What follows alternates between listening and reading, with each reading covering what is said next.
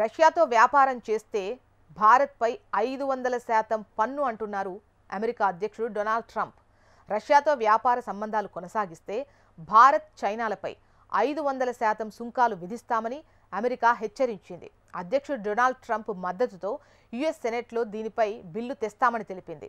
Republican senator Lindsay Graham ఓ వార్తా సంస్థకు ఇచ్చినటువంటి ఇంటర్వ్యూలో ఈ మేరకు ఈ వ్యాఖ్యలు చేశారు. రష్యా నుంచి చమురు కొనుగోలు చేస్తూ యుక్రెయిన్కు సాయం చేయని దేశాల ఉత్పత్తులపై 500% సుంకం విధిస్తాం.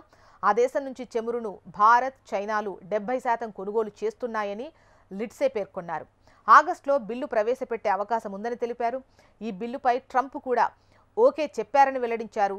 రష్యాను ఆర్థికంగా ఇబ్బందులకు గురిచేసే యుఎస్ ప్రయత్నాల్లో ఇది ఒకటిగా తెలుస్తోంది.